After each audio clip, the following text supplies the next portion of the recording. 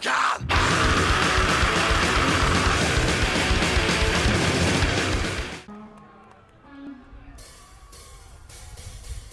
Fist fuck right up. Let's go.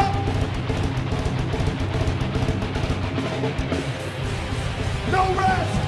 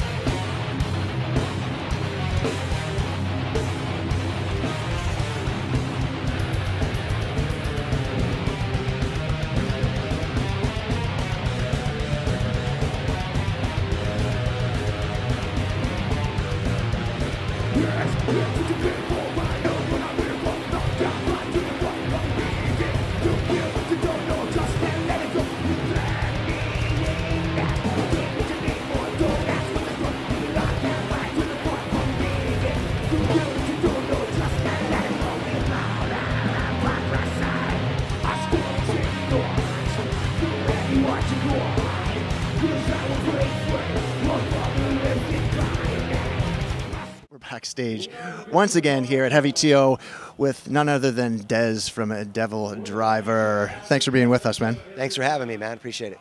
So what do you do as an artist with these extreme temperatures? How do you cope? What's some of your secrets? I'm from California and I live in the desert, so this isn't bothering me. You know what I mean? It was 110 at my house before I left here, so I like heat. I like that feeling. So. But this is something that we don't expect up here usually. You think we got the name the Great White North, and I don't see much white around here.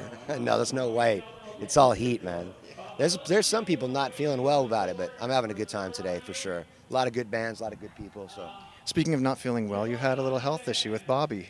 What's going on that might have prevented you from getting over to the... Our bass player Bubble, he hurt his back really bad, and I mean actually he had to go to the hospital. So we thought we were gonna have to cancel, but he's fine. I mean he went on stage and played. He didn't move around. Usually that guy's jumping all over the place. So we're glad that he's feeling better and that we made the shows. Well, we're glad you're here because it's a special moment for Toronto. The special moment, I think, for North America. There's not a lot of these big open-air events that happen. We want to kind of start to. I think we're lagging behind Europe, whether it be the Donington Festival or Wacken. What's your feeling about supporting some of these big events here and catching up to Europe? We've never been part of it in Canada, so it's great for us. You know, I've never had a June and July off. I've always been overseas doing festivals because it's festival season over there. So it's great that we're here and we were off and we got offered the slot. I mean, even an early slot today, I was like, let's do it, you know. Tomorrow's a different story. We go on at 6:45. The crowd was all there, and I think you guys are doing a great job. It's really organized well. So it's good to see that. When you roll in and it's organized really well, it's good to see. So what do you dig in Europe when you're heading overseas and with all these big festivals? What's crowds might be a little bit bigger, but what's the different vibe? Can you explain to people? No different vibe. When you get off the plane like we did last night at 9 o'clock at night, you hit the hotel. All sorts of bands and crews all down there. Next thing you know, my drummer's sitting with Mike from Opeth. They're drinking at the bar. Like, everyone's getting together. That's what I love about festivals. It's like a family atmosphere, you know, for the bands and the crew. So you yourself, what's a band that you're looking forward to seeing at this particular event? I'm going to watch Opeth and Motorhead for sure.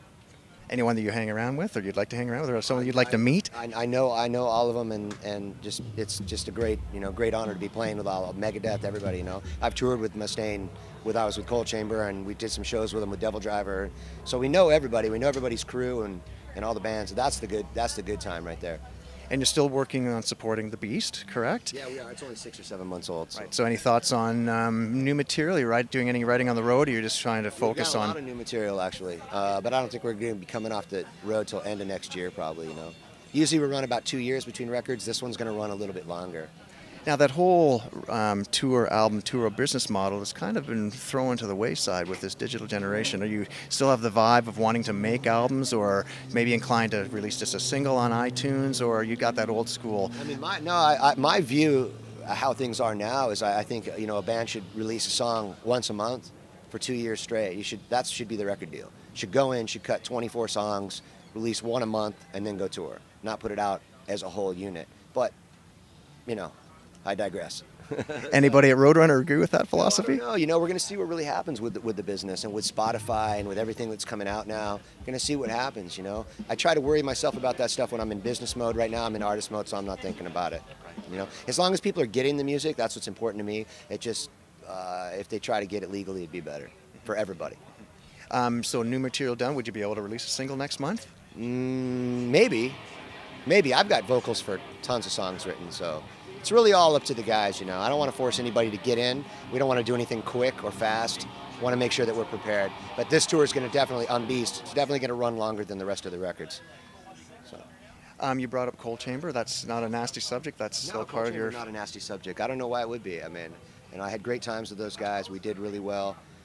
They just, in the end, got on drugs and it messed everything up. But they're clean and sober now. I talk to them all the time. I mean, my band members hang out with them.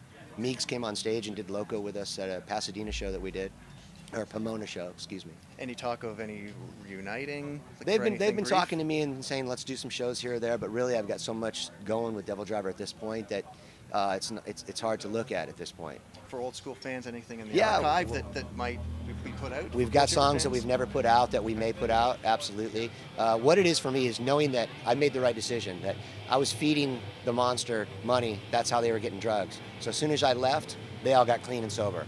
Starting getting back with their families, getting their lives back together, so I made the right decision. And now that they're talking to me and we're friends, I'll entertain the thought of doing some Coal Chamber shows, but for now, I mean, I don't see when. I mean, we're booked up literally till December 17th, and I start back up mid-January all the way through next year with Devil Driver. So, you know, it would be all about finding the time to do a proper show for people. Right. You talk about that kind of negative, dark side of the rock and roll business. Yeah, how do you stay on that fine line personally? I learned to circumscribe my emotions, my desires, and my passion, you know, within the compass and keep myself straight. That's it. Nothing's going to mess with me, this train, my family. Period. And if you got drug problems, you got issues, then you need to get off the road, go handle them, and then come back, because this is no place for you to be insane. You need to be very sane to do what we do. You know, I mean, tomorrow morning you got a 5 a.m. lobby call. Like, you got to be sane. You can't be out till 3 in the morning drinking, think you're going to make that, and then play the show that day. You know, and I wouldn't put up with it, because people are paying good money, waiting in the heat. They want somebody to come out ready. My guys are. So I'm very fortunate. I found good players that were never into hard drugs. Right. Words to live by. Thank you, Des. Yep. I appreciate the chat. Good luck today. Thank you, sir.